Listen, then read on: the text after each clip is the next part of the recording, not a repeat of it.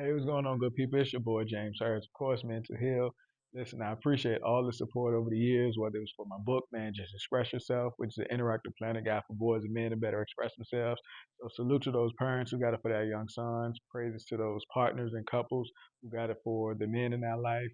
Of course, to the schools, the administrative, and everybody else who ordering the book by the dozens. I definitely appreciate that. And also salute to everybody who supported me on Cheesy Date Board Games, which is a good game for adults and couples, your game night, your date night. So many interactive ideas come from it. I definitely love the responses that it's garnering. But now I'm asking for your support again on this YouTube journey. I'm back. I took a little break because I had so much going on, but be a little bit more consistent with it. I got a couple interviews lined up with prominent people and people doing phenomenal things within the community or within this mental health space or even different authors and things like that. So bear with me. Appreciate your support. So make sure you like, share, and subscribe. And the guest that I got coming up now is.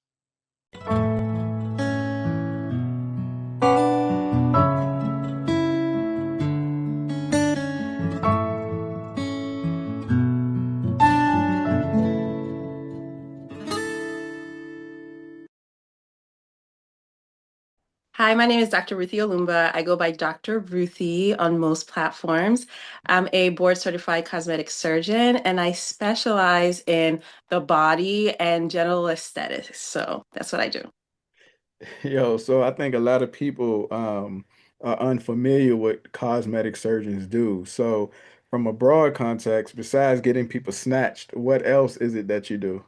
Good. So, a lot of people are familiar with plastic surgery, and plastic surgery is a broad base of things. They do things like burn, cleft palate, hand surgery. People don't know that's what plastic surgeons do. But then cosmetic surgeons are a small subset. Some people go through the whole plastic surgery training and then they go and do the small subset of cosmetic surgery. I just went through another route where I just did cosmetic surgery training. And so we have two subsets of cosmetic surgery. We have facial and general. So I actually trained in both, but I only practice general. So people that are facial, they do things like facelifts, which are called also, well, facelifts, rhinoplasties. We do everything from blepharoplasties. Blepharoplasties are eye lift surgery or eye surgeries. There are different kinds of those. So that's really what facials do. And then general can do face, but they tend to do things like breast surgery for women and men, because there's breast surgery for men, which we'll talk about, body contouring, helping after people have massive weight loss, either through GLP-1s like Ozempic or bariatric surgery like a gastric sleeve. Then we also do things like genital aesthetics, which a lot of people don't know that we do, which can be anything for men. I do things like fat transfer to the penis, which many guys don't know exists, but a lot of guys do know exists if they need it. And so we do things like that. And for men, there are other things like pinning ears back. A lot of girls don't think about that because we don't really care. We can hide it behind our hair. But if you have ears that kind of stick out, or if you're a wrestler and you have cauliflower ears, that can be kind of a source of a lot of teasing, especially for boys. So we do autoplasties for that. So we do a lot of different cool stuff. I would say that, yeah, that's what we do. No, I got you. So, I mean, it's probably people I know, the men I know, the boys I know who I do kickboxing with or combative sports with. They cool with the cauliflower ear because it's that symbol of, hey, I know what I'm doing. So, Yeah. they tend to not want it to change. So that's good that y'all do offer that. I had no idea that that was a thing. So from the you mentioned gastro, you mentioned different sleeves and augmentations. So from a context though, for the people who out there who don't know, what is, I guess, liposuction and those fat transfers that you spoke of? Okay, well, it's actually kind of cool because in 2020, a lot of people were at home bored. And so we got to know what everyone else is doing because people started making content about it. But liposuction is simply a way that we make tiny incisions. Usually they're less than the width of your finger, and we use a cannula to suck out fat. And in order to do that, we inject a lot of fluid. The fluid helps with minimizing bleeding and helping you be comfortable during surgery. And also, fat is solid like bread. So it cannot go through a small suction tube. So when we put in fluid, what we can do is make that fluid soft so that it can go through a tube. And basically, we remove the fat in between your skin and your muscle. We usually remove up to 90% of that fat. We can't take 100% of that fat. We take about 90% of that fat and then we suck it out. And what that does is it helps you when you're still what it's really created for. So people that diet and exercise and still aren't where they want to be, either with the amount of fat or with the shape of their body, because a lot of people realize that you can't really change a lot of the shape of your body. That's really genetics, right? If you have ever talked to a personal trainer, they'll tell you you can't spot train, right? This is spot training for you. Now, Okay. fat transfer is a little bit different. Fat transfer is used to augment, so to make things look bigger. So in your eye as a human being, all you see is proportions. So the smaller your waist is, the bigger other things are. For instance, for men, we actually do fat transfer to the pectoralis muscles or to the chest, okay? So what we'll do is we'll take fat from other places and we'll inject it into the pecs so that you have this fuller chest, as if you've been benching 325s, so I don't know what that is, 350s, all the 315. Oh yes, it's 315, three plates, right? That's 315. So Yeah. you've been benching 315s and you're killing it. That we can actually mimic that by injecting fat into the pecs muscle. So because remember, if you think about the food that you eat, the steak that you eat, right? The steak that are bigger are marbled like ribeye. The steak that is lean is like a sirloin or a filet mignon. It has no fat, right? So those are what we're doing is the more fat you inject into muscle, the thicker it is. So fat muscle is not just muscle, it's muscle, it can be marbled with fat. And that's how we can use it with men. Um, Another thing is some men disproportionately put on fat around their mons area. What's your mons? Is the area above your genitals. So that is actually kind of makes your genitals look smaller than they really are. So we can actually do liposuction there to make it a little bit flatter so that your genitals stick out a little bit more. So I actually have guys that come in specifically for that because they're lean everywhere, but on like it's kind of an unfair place where their body puts it. Your body is actually thinking about, I need to protect my jewels, so it puts fat there as a shock absorbent, but you don't like it because it doesn't look the way you want it to look. So we are kind of like helping you achieve what nature did give you. Hey, Another very familiar thing that a lot of guys can think about, a lot of guys, and I'm looking at you guys, a lot of you grow out beards because you got a double chin. That's just the truth. And so your mama has it, your grandmama has it, all the men in your family have beards, so you have no idea. And that's because you have this fat that sits here. You might be 140 pounds and 6'2" and still have that.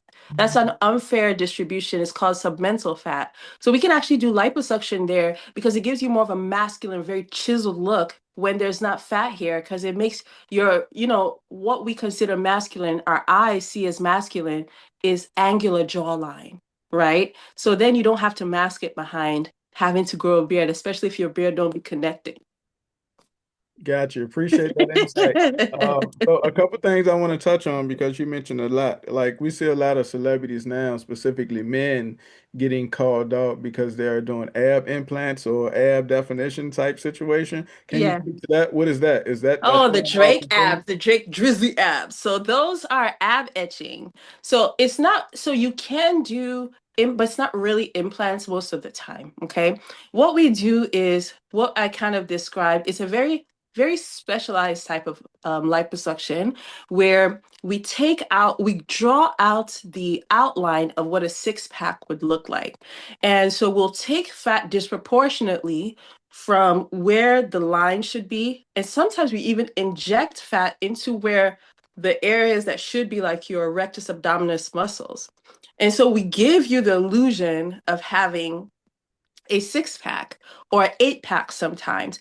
And for some people who already have those, we can actually make it look even more Define. pronounced. So I do it for a lot of bodybuilders, actually. A lot of bodybuilders come to us and we take out, because some of them, no matter what they do, until stage day, they can't get that like definition. So we help them so that they have to train a little bit less. They don't have to diet down as much. They don't have to what they consider conditioning as much. I know way too much about this world because my husband's a bodybuilder. So, but we help them etch those abs. Here's the problem. You can't have etched abs and you still have man boobs. You can't have etched abs and you still have the fat underneath the muscle, which liposuction can't get to. So you have this round, rotund look and then 6 pack. It doesn't match. So a lot of the times we are helping. When I do it, I tend to defer until you have dieted down, where it all makes sense, if that makes sense. So it should be helping you further on your journey rather than taking the place of. And I think that's what a lot of people find to be nauseating. Like, oh, you're taking a shortcut. You're not working out. I'm working out. I'm doing the stairs in the morning. I'm not eating the carbs. How do you get to have a 6 pack? But it actually doesn't look as good unless you're actually doing the other things too. I got you. So speaking of shortcuts, though, we've seen over the years, whether it's celebrities or just people, making headlines for dying for going under the knife, whether they're getting botched surgery or wrong injections, whether it's chemicals and or, I think I've seen one report somebody got cement injected, or they went to the DR or Puerto Rico or any other country for a lesser fee, but wind up dying on the table. So can you talk about that as well? I love this because, unfortunately, what I do is I practice medicine. But a lot of people see this as anything else like getting your hair cut because it seems to be very superficial, but it's very serious. So before going under the knife, quote unquote, you have to do the same things as if you were getting your appendix taken out or getting your a knee replacement. You have to actually be healthy, right? So do you have cardiovascular issues? Are you drinking and smoking all the way to surgery? A lot of people won't stop. A lot of people will say, oh, I'm only smoking hookah, which is worse. Or I'm only smoking cigars with my boys. Or I went to go drink last night, only had a beer or 2 beers, but then you don't wake up from anesthesia because the same receptors that we use to put you to sleep, you've already saturated them with alcohol the night before. There's a recent story of a lady who went out drinking with her surgeon in the DR the night before. She was an influencer. She went partying with him, and then the next day she didn't wake up during surgery. Now, the most complications that we hear about and everyone hears about, and also actually make me afraid, is after a BBL. Not fat transfer to the chest, not transfer to the breast or the face or the hands. I do all those things, but to the glutes because they're huge blood vessels that can go straight, that you can inject fat into. Your body is very, very smart. Your body does not want you to have anything in the blood vessels. It doesn't want air in there. It doesn't want fat in there. It doesn't want amniotic fluid in there. That's why actually when we give injections, we aspirate first to make sure that we're not in a blood vessel. Because if you're to put a substance into the blood vessel, your body will react really furiously and release a lot of endorphins, chemicals, hormones to try to attack that thing. But what it's doing is it will attack all of your organs. And that's why people die from fat embolisms. Those are called fat embolisms. Is when you put fat, you might have heard the word pulmonary embolism, right? That's when a blood clot is in and doesn't allow blood flow past, right, in your lungs. Now, this is a fat embolism. So what we do in my practice, the way that we help prevent it, there are many ways we help prevent it. But one of the major ways is we use an ultrasound. So I know where I'm putting the fat, so I'm not putting the fat into a blood vessel. Okay. So that's one of the things. Another thing is that in the US, there's been a lot of rules that don't apply elsewhere. And people don't know this. One of the reasons why it's cheaper is because one, service is cheaper there, right? But they don't have the same rules that we do. For instance, I cannot take out more than 5 liters of fat from any human being. But think about it, 2 liter bottle of Coke, I can take 2.5 of those out from any human being at one time. Why is that? When you have a lot of fluid shifts, you can have those fluids going into your brain, which make your brain swell, right? Because your body doesn't understand, where is this fluid coming from? Why are you taking all of this? Let me move this fluid around. It will move it into your pulmonary edema, cerebral edema. Those are what kills people. So we know that actually it's up to 6.5 liters that you could take out with a lot of safety, but then each state determines how much can we agree that this is safe. In the state of Maryland and Texas, where I practice, 5 liters. In Portland, it's 4 liters. It's actually a lot less that you could take out. So that is for safety reasons. If you go to the DR, they could take 8 liters out. Nobody's looking. Nobody cares. They won't go to jail. Nobody cares. So those are the reasons why it's a little bit, it's even though you pay less money, it's a little bit safer because we're actually much more conservative here because of those rules, right? Other things are like I won't do surgery on someone that smokes. I have actually crossed my rule before, and I did surgery on someone that smoked and quit for only 4 weeks. The wound breakdown was so terrible. And the patient was not even mad because I told her, let's wait for 6 weeks. She begged me. She's like, I don't do this. But also, I came to find out that secondhand smoking, everybody else in her family smoked. So she was still ingesting the same things. So if you are going to get surgery, my recommendation number one is to make sure that the person that you are going to is board certified, right? Because they're held to a higher standard. Number two, and why I say that is because you talked about injecting cement and silicone and petroleum and all of these things. Those are easier to get for somebody that's not a physician. Because in order for me to get what I need, I have to present my license, right? If you don't have your license, you don't have your MPI number, they're not going to give you these things. So these people are going to use other things and come to a hotel room that's sketchy and inject things. And you may not have any problems, actually. You might do very well, very, very well. And you might actually love your look. But let's say down, it's like 3 years later, and that cement is actually cementing now, is now starting to press on your nerves, and you're starting to have problems walking. You're getting numb. You can't sit down. I've had patients like that who come to us, and we actually have to go in and try to clean all of that out. And that's what happened with Kay Michelle. And she talks about that quite a bit, right? So my mom has this saying, um, do it right or do it twice. I know that's very, very common saying, but you do it right or do it twice. And sometimes the twice is a lot more painful and costs you a lot more money than what you would have done the first time. Got you. So I got a question. I mean, it's probably a suggestive one, but why do you think people now gravitate more to those certain looks and or surgeries or whatever the case is? Like, do you think people are just uncomfortable with how they look, or do you think it's the perception from society to make them want to like get these type of surgeries? You asked a suggestive question. I'm going to give you a circuitous answer. So I'll start Like that. from when I'm a mid millennial. Okay, 39. So I don't know if that's considered a mid millennial, but when I was growing up, it used to be like the heroin chicks, right? The runway models that were extremely, extremely, everything goes in cycles. And right now, that heroin look is actually coming back. BBLs aren't actually big anymore, right? Because it's accessible. So what is happening is we have celebrities and whomever the front facing rich people determined to be the standard. So, what does that mean? Who are the basketball players dating? Who are the um, musicians dating? Those are what women are going to emulate, right? They actually aren't emulating the really rich women who are the hedge fund owners' wives, because they are not front facing.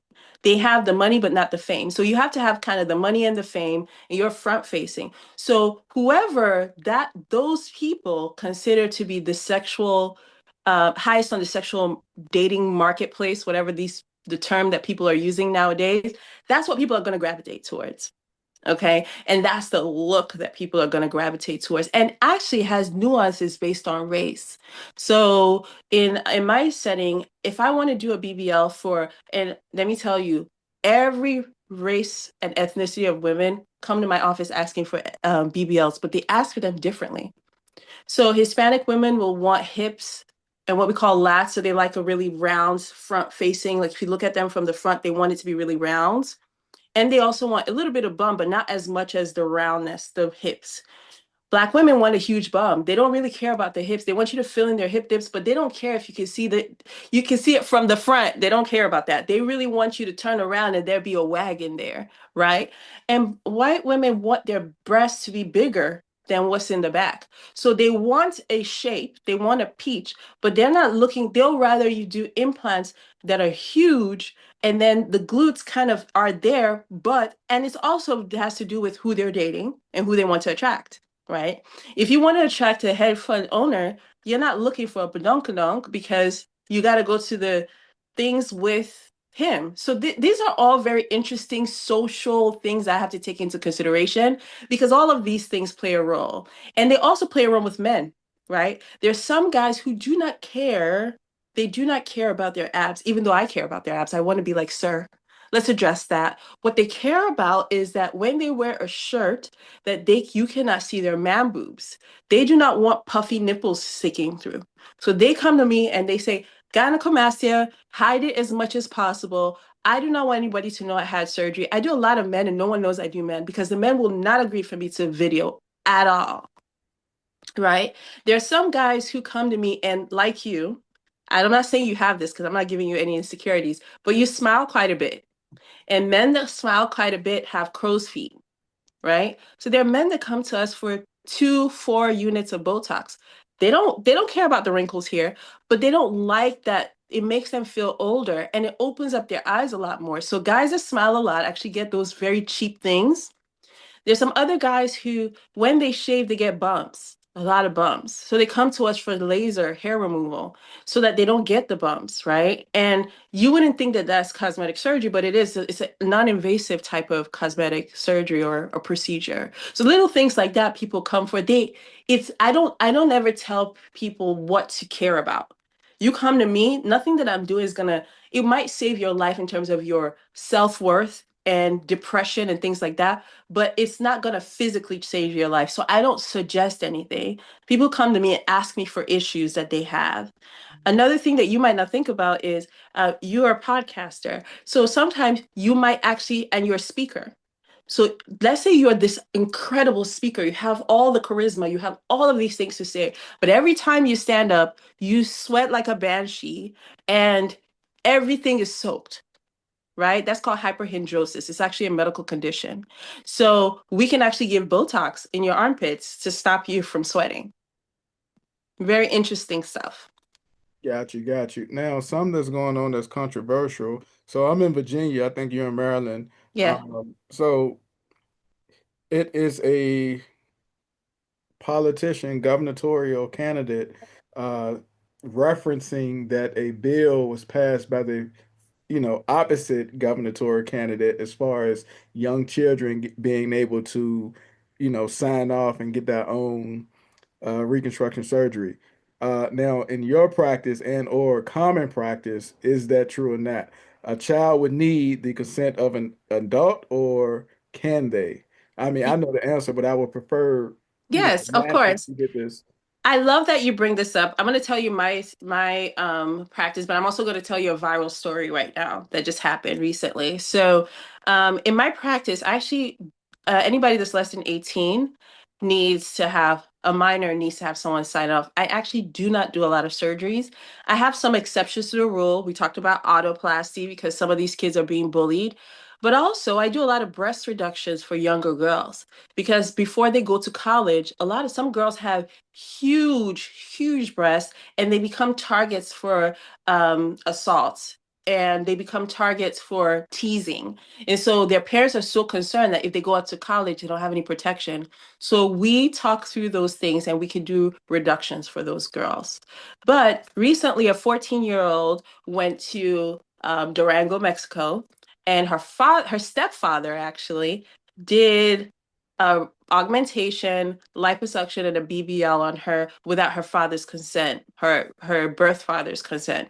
And the mother was in on it, kind of lied to the father and things like that. Unfortunately for her, what I discussed earlier happened. She had cerebral edema.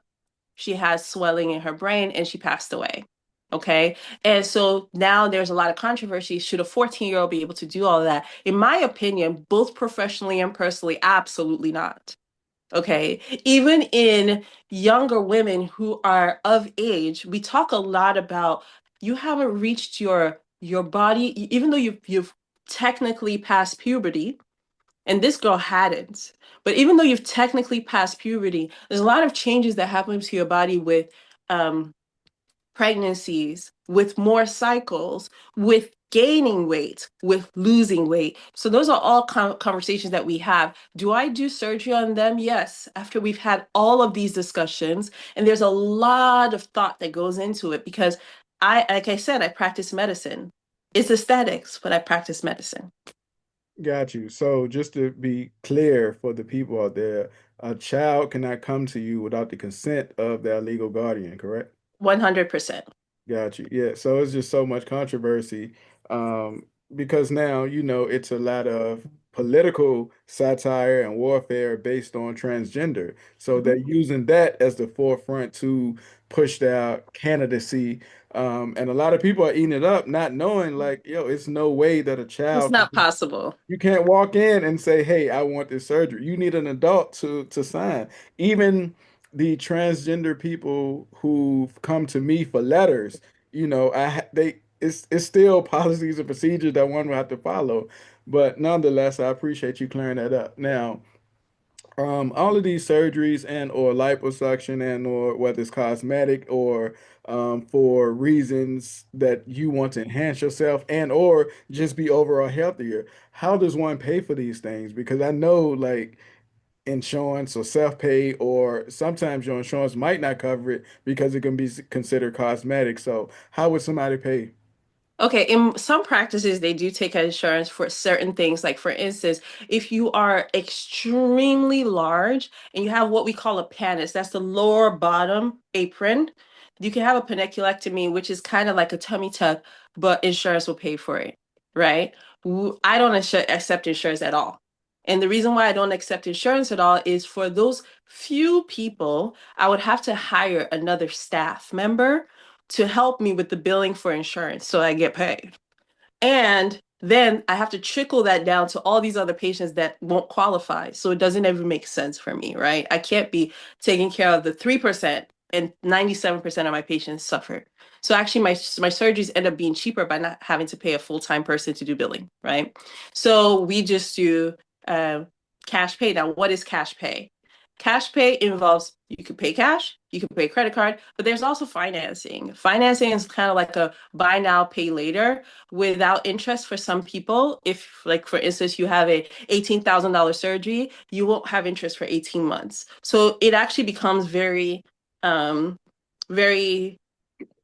affordable. I don't know if that's the word, but it's doable for a lot of people. And so that's kind of what we have decided to do to help people. So we take things like cherry financing, care credit, things like that, that people can need. Like, some people will have care credit for like maybe their dog that they took to the vet, and so they can still use that in our practice. So that's what a lot of cosmetic surgeons do.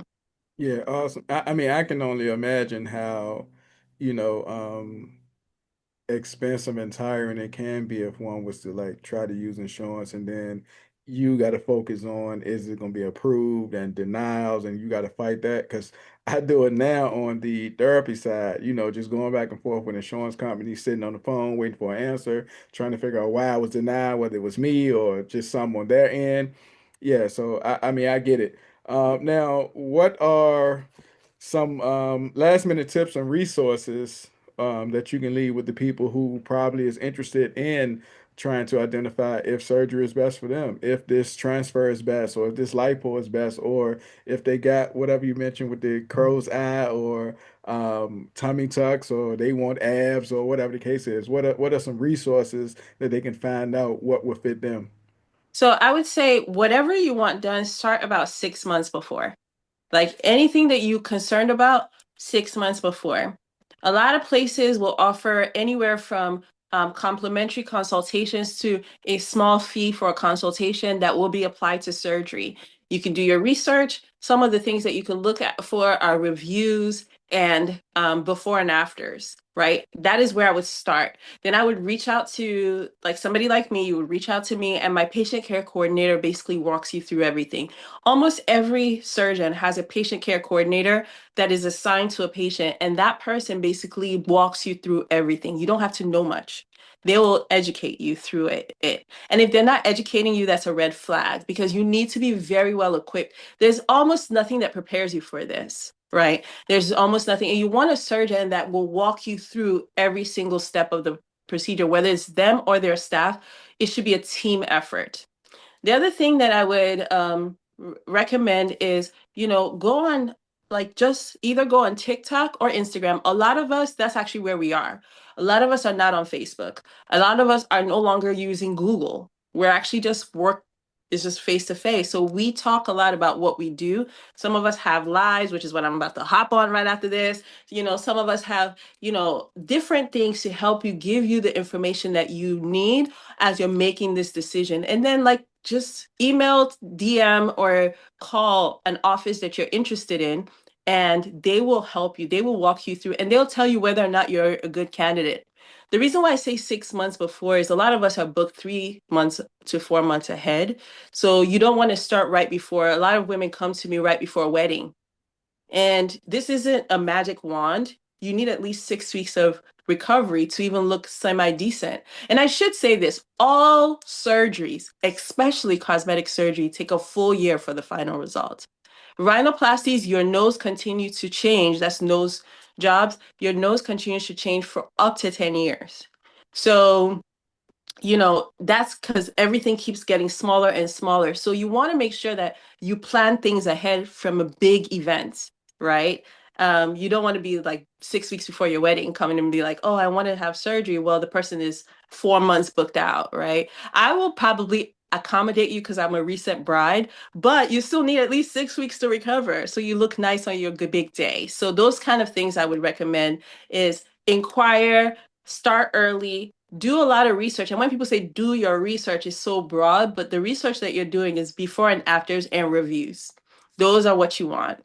And then stay stateside. And the reason why I say stay stateside is not to bash any of those surgeons. In fact, I go to courses in Colombia, Turkey. I go to those courses because they're actually really good. The reason why is this is not that you're purchasing something already made. This is surgery. So if there's a complication, no other surgeon will touch you because they're not going to inherit the complication, right?